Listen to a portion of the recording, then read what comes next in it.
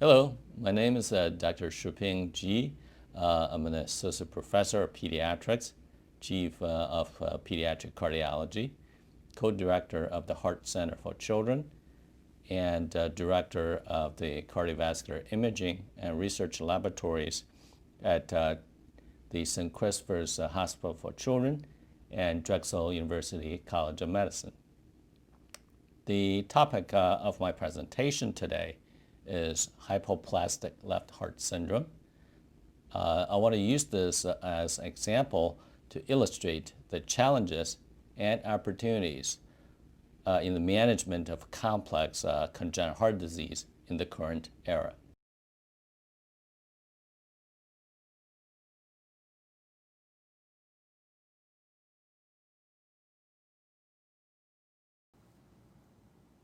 So our objectives for today are, I'll start with a case. Since this is an imaging session, we'll start with a fetal echocardiogram.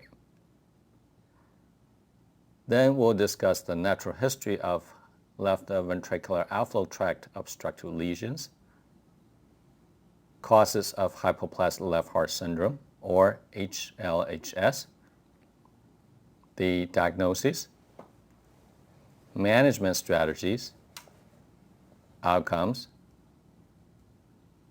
and then the summary and take-home message. Let's start with the case. This is a 27-week-old fetus referred to us from our high-risk OB unit for possible congenital heart disease on a fetal ultrasound. Therefore, a fetal echocardiogram was performed. This is a four-chamber view of the heart, the spine, sternum, so posterior, anterior, left, and right. So the right ventricle and right atrium looked slightly enlarged. The left ventricle and left atrium relatively smaller. And the right ventricular systolic function seems to be adequate. The left ventricular systolic function seems to diminish.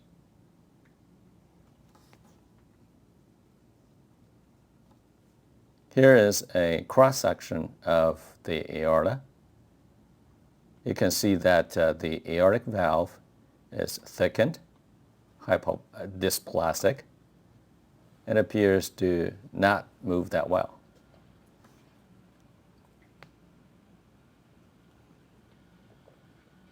Here's again the left ventricle with increased echogenicity, the aorta, which appears to be slightly increased in size. Here's the aortic valve, which is again not moving that well. If we add color to this picture, so here's the color Doppler flow from the right atrium across the tricuspid valve to the right ventricle. The flow is laminar and appears to be normal in appearance. In contrast, here's the left heart. The flow from the left atrium across the mitral valve into the left ventricle appears to have diminished. There's a mild amount of mitral regurgitation. And when you see the flow across the aortic valve from the left ventricle to the aorta, there is a small amount of antegrade flow, turbulent flow into the aorta. And furthermore, this is the atrial septum. There is a fairly good amount of flow from the left atrium to the right atrium, which is abnormal in a fetal circulation because the flow from across the foraminal valley should be from the right to left instead from left to right. So this is reversed flow across the foraminal valley. This is the aortic arch with the head and neck vessels here.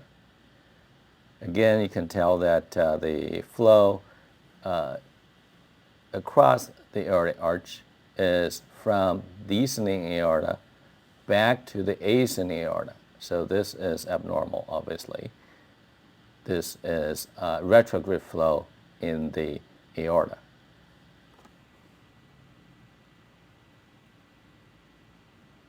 What is your diagnosis?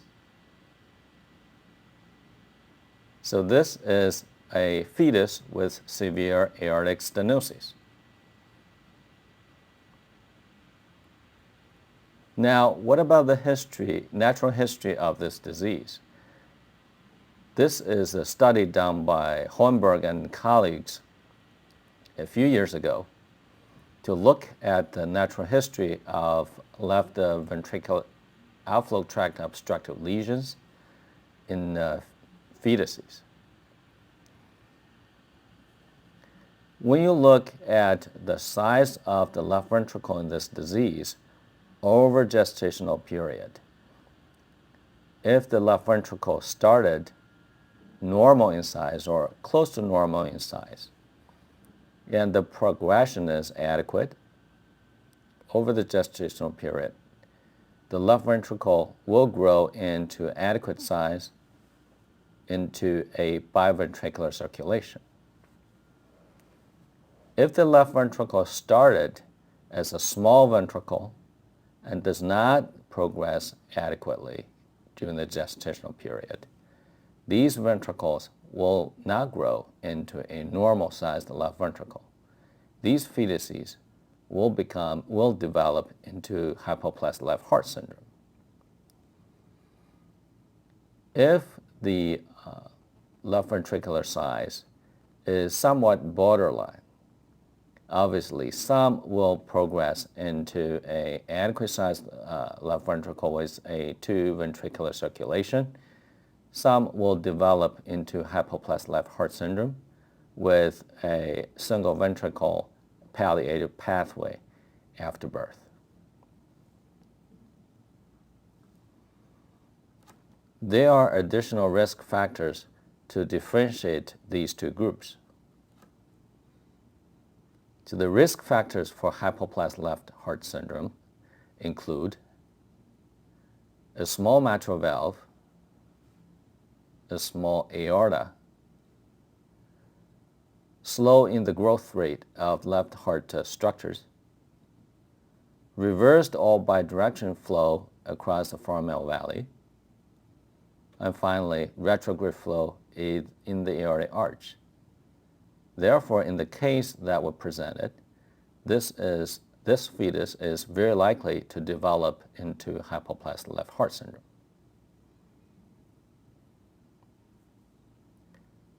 What is the cause of hypoplastic left heart syndrome?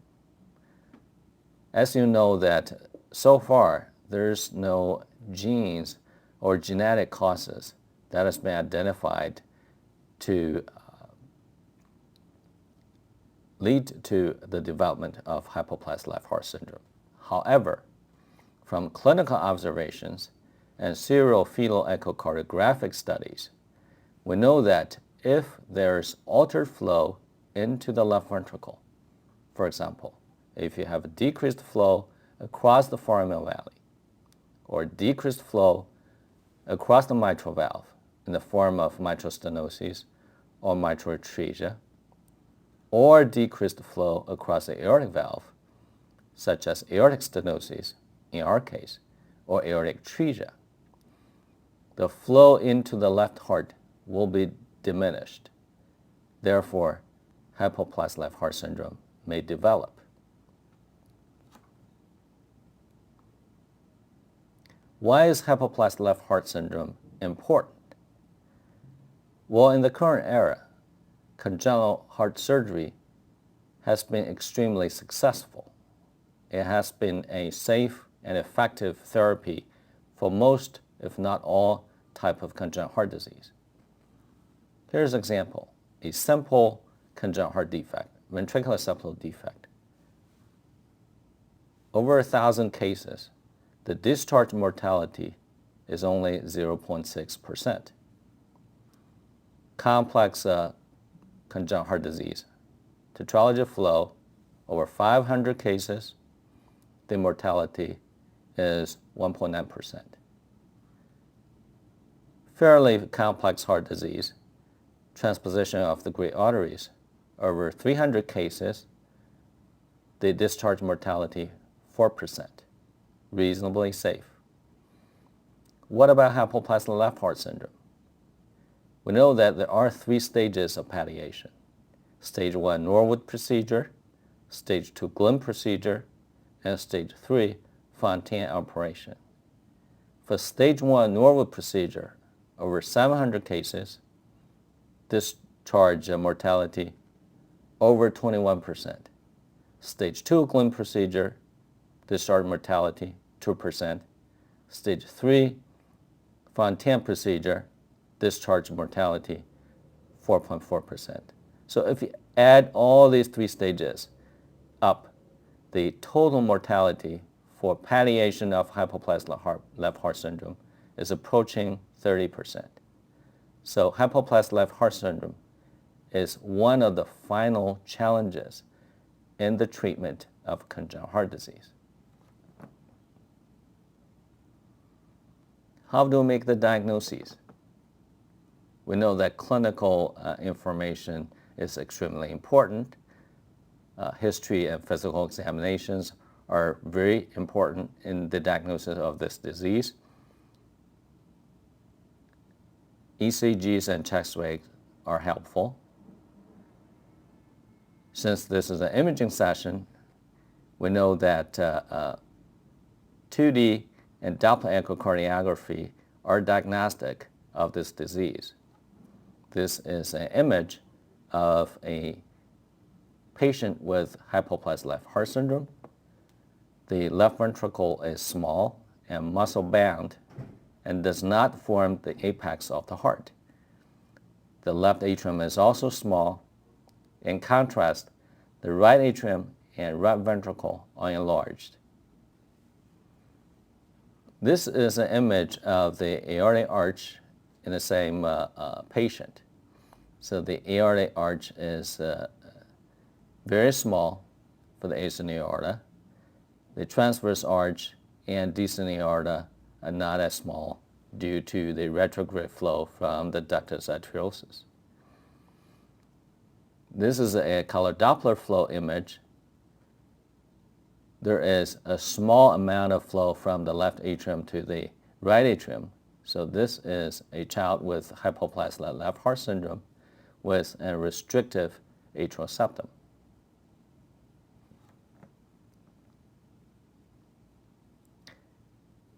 What are the current medical therapy for this disease? Initial therapy include prostaglandin to keep the PDA open to perfuse the systemic circulation, respiratory support and gas manipulations to maintain PVR, and very judicious use of oxygen, inotropic support if needed. Surgical approaches are currently successful for this disease. There are 3 surgical options for the first stage of palliation, also known as the Norwood procedure. The first option is to reconstruct the aortic arch, open up the atrial septum, and to do a modified Blalock Taussig shunt.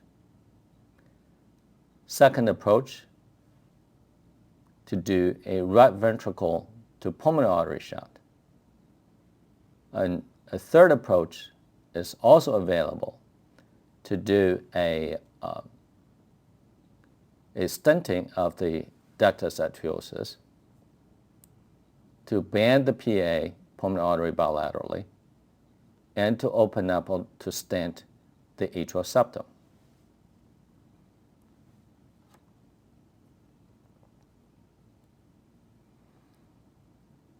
Stage 1 procedure is generally performed in the neonatal period. Stage 2 in about 6 months, and stage 3, the Fontaine procedure, in about 3 years. Over time, survival has significantly improved.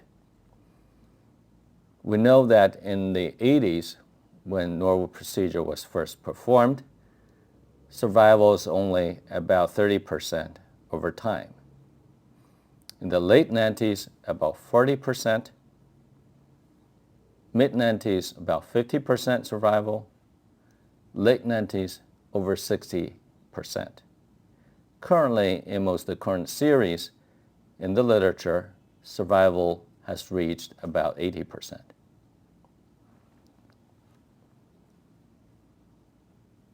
How do we improve from now? Because these diseases are somewhat rare, National Institute of Health and National Heart, Lung, Blood Institute have funded Pediatric Heart Network to conduct multi-institutional studies for this relatively rare disease. One of the questions to study is whether medical therapy is safe and efficacious for this disease. The hypothesis is that if enalapril improves growth of ventricular function in infants with single ventricle, including hypoplastic left heart syndrome. A multi-center randomized double-blind study using enalapril versus placebo was conducted. A total of 230 infants were randomized into one of the two arms. Hypoplastic left heart syndrome was present in 63% of this population. Follow-up was about 14 months. As you can tell that there is no statistical difference between the two groups in weight, height, ventricular mass, mass volume ratio, ejection fraction, and heart failure class, as well as BNP levels. The only difference is the head circumference. It is somewhat smaller in the enalapril treatment group.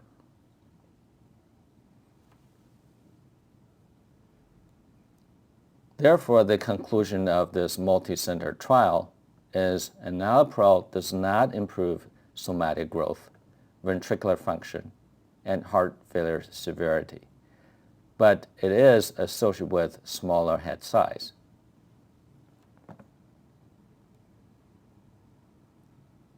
The second question that was pursued by multi-center studies organized by Pediatric Heart Network is that stage 1 Norwood procedure, which one is better out of the 3 options?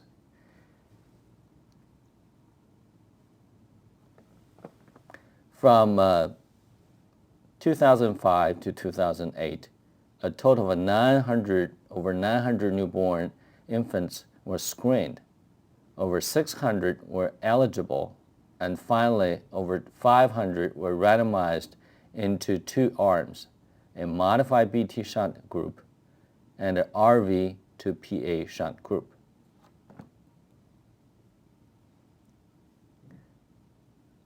The primary endpoint demonstrated that transplant-free survival is favorable to the RV to PA shunt group. Survival is 74% versus 64% for the modified BT shunt group at 12 months.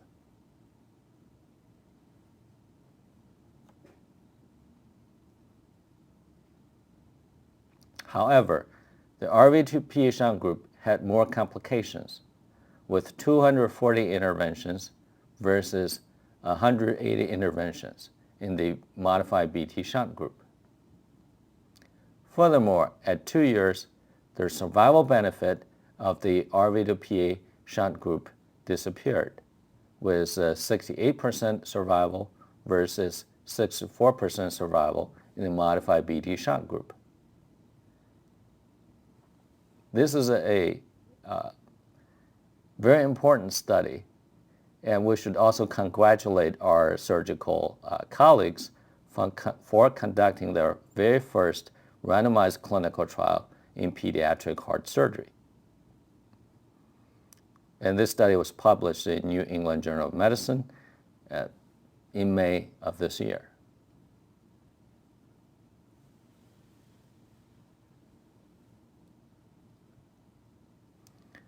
The next question is, we know that left heart obstructive lesions, such as aortic stenosis, can lead to hypoplastic left heart syndrome. And then if we can intervene successfully to open up the aortic valve, whether this will lead to the prevention of hypoplastic left heart syndrome. This study was conducted by Torensky and colleagues a few years ago. What this study did is that they puncture the abdominal wall of the mother using a needle and go through the chest wall of the fetus into the heart, put a wire across the aortic valve, and using a balloon catheter to dilate the aortic valve.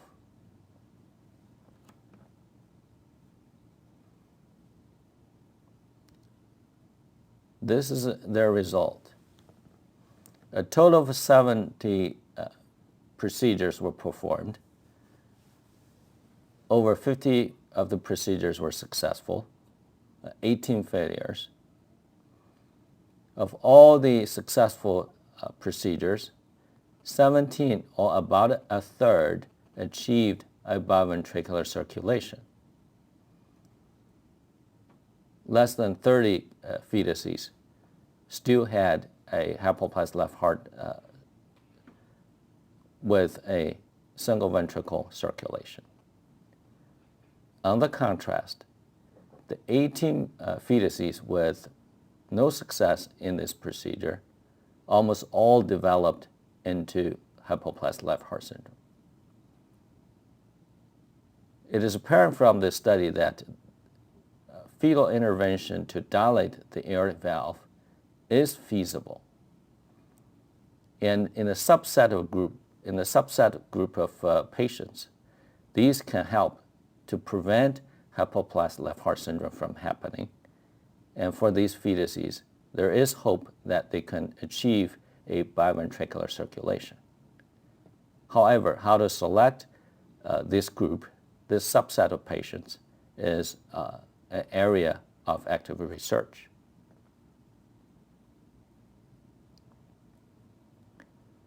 We all know that there are late mortalities and morbidities for these kids with hypoplastic left heart syndrome.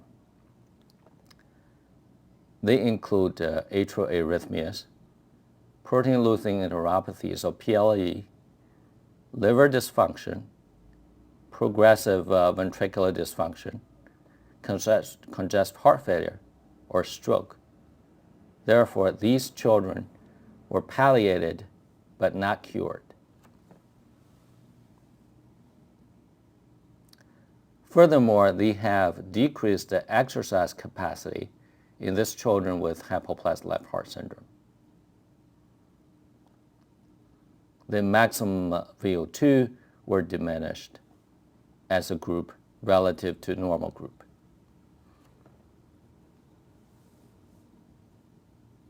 In addition, their neurodevelopmental outcome and lifestyle are somewhat compromised as a group, with decreased IQ, including verbal IQ, performance, and others.